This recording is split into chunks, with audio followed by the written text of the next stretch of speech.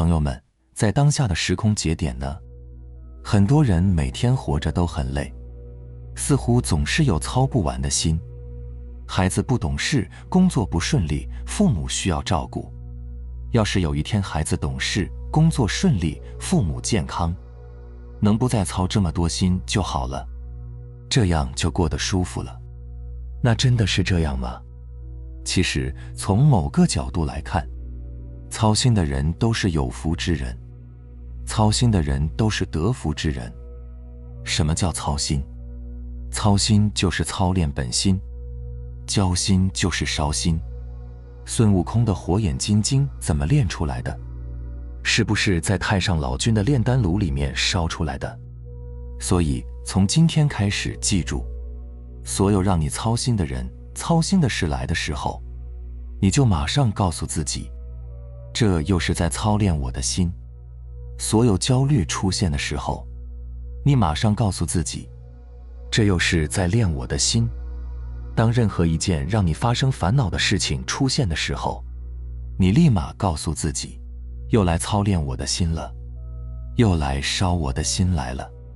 大家有没有想过，操练你的心的目的是什么？就像我们平时健身，你的肌肉怎么才能长起来？你的肌肉怎么变大的？是不是操练？是不是需要用外在的力量来锤击它？心跟你练肌肉是一模一样的。所以我们会看到一个现象，穷人的孩子早当家，草根的创业者往往能把事情做大。为什么？因为他一直都在被锤炼，一直都在被操练，一直都在被焦烧。所以问大家，庄子说，哀大莫过于心死。请问心能不能被操练死？心能不能被烧焦？心是无形无相，心是无边无际，心是无量的光，无量的边际。所以一个无形的东西，越操它，越练它，越烧它，它的力量就会越大。它是无形的东西，所以操心就类似于擦镜子，操练一次，擦拭一次。所以我们会看到这个世界很多人经历了大风大浪以后，之后的生活就相对来说比较平稳，因为他通过事件的发生操练了自己的本心。那有人呢可能就会说了，总这么操练不会操练坏吗？所有让我们操心的人事一旦发生以后，它是操练你的心还是毁灭你的心？方向很重要。如果你把孩子、把工作、把父母当成操心的对象，他非但操练不了你的心，反而还会让你的心越来越灰暗，越来越阻挡，越来越模糊不清。于是你的心力就会越来越差，你的心情就会越来越差，你的内在力量就会越来越弱。那反过来，当你知道所有发生的事情都是来操练我的心的时候，我们只要向内一观，你看到了情绪，也看到了焦虑，你看到了执着，在你看到的那一刻，你的心瞬间就亮起来了，那个执着、焦虑、痛苦、烦恼瞬间就没有了，你的心就会越来越亮。所以操心的事情发生以后，是操练了你的心，还是灰暗了你的心，取决于你是对外界的人事物还是对心。也就是说，一件事情的发生，它是让你一直更加的烦恼，还是通过烦恼见菩提，这取决于朝外还是朝内。朝外就会增添你的烦恼，朝内就会光明你的内心。所以我们会看到痛苦会造就两种人，一种人越来越强，一种人倒在了痛苦的脚下。生活跌宕起伏的经历也会造就两种人，一种人被生活打趴下，被生活打垮，被生活摁倒，而另外一种人越打击越强大。所以这两种人的结果就是方向调整的问题。我再举一个例子，我们通常会有一个认知，就是我们会认为自己之所以会生气是被谁惹生气了，其实本质是因为我们自己就有个生气，或者说我们的内心一直有一个没有被解决的生气感觉，然后这个感觉通过人事物让我们发现我生气了。人能惹你生气，那人能不能惹板凳生气？不能吧？你知道人为啥惹板凳生不了气吗？因为板凳就不会生气，谁惹他都生不了气。你一旦认识到这个，你就会开始关注怎样解决我生气，而不是去关注怎样去收拾外面的人事物。这个时候你的立场是不一样的，立场不一样就意味着你的着力点是不一样的。所谓内圣外王，行有不得，反求诸己。普通人之所以普通，就是因为他们凡事向外求，而外在是变化无常的，无力掌控就成了被动。所以凡事向内寻，把着力点放在自己身上，回到自己身上解决，因为自己是个开关，这样你就化被动为主动了。越朝内你就会越自主。当然说起来简单，但是很多人却做不到。因为在生活当中，更多人都是只要别人对不起我，只要别人和我有点什么交集让我觉得不平衡，那我这辈子都不会放过他。这就是在外面，对吧？其实你只要朝内，很多事情当下就结。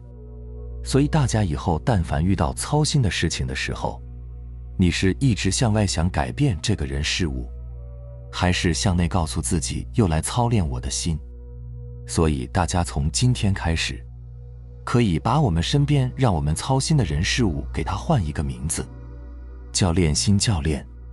谁让你操心，谁就是你练心的教练。任何一件事情让你觉得不是很顺利的话，你就告诉自己，这件事是我练心的道场。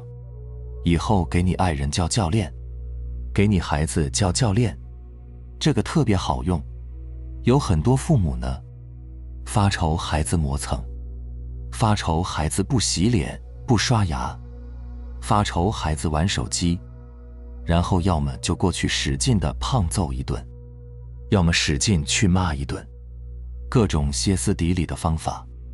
以后告诉自己，教练又玩手机了，教练又不洗脸了，教练又开始磨蹭了。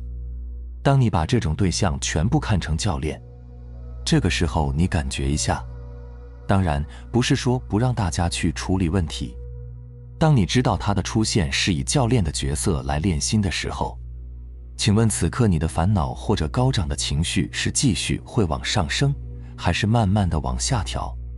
感觉一下，就是当你知道他在练你心的时候，你默默地告诉自己，他又练你的心了，教练又练我的心了。你的这个情绪是继续的往上升，还是慢慢的恢复平和？它一定是慢慢的趋向平和的。当你的心慢慢趋向平和的时候，接下来有2个结果。第一个结果，你会发现原来没有事情，你会发现你刚才歇斯底里的那件事情根本算不上什么事情。而当你心情不平静的时候，刚才的那个事情就还是事情，没有转变。但是你的心情好的时候，你发现没有事情。那么请问，刚才的那件事情是事情吗？如果是事情，那为什么你心平下来以后就没有事情了呢？其实归根结底是心情，对不对？这世间诸多事情都只是心情。那既然这世间的诸多事情皆是心情，或者大多是心情，那么我们下功夫的方向是处理事情还是处理心情呢？是处理心情。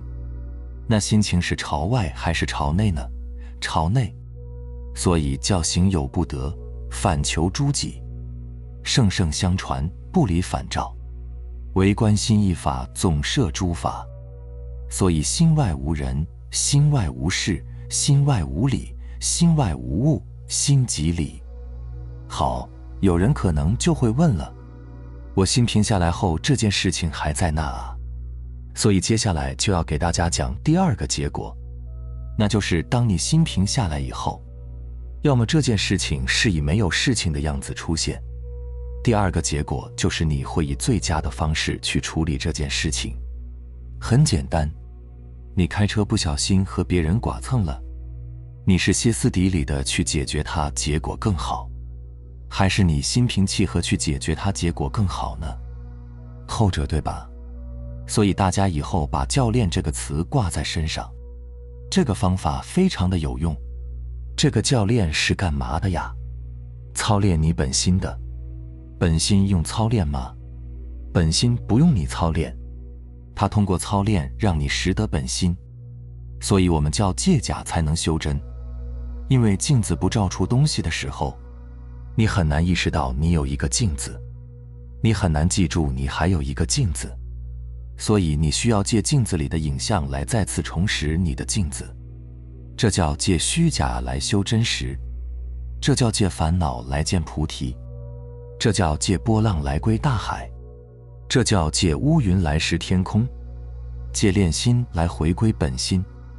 假亦真实，真亦假，真亦假实，假亦真。明白了吗？好了，非常感谢你能看到这里，希望能对你有所触动和启发。我们下期再见。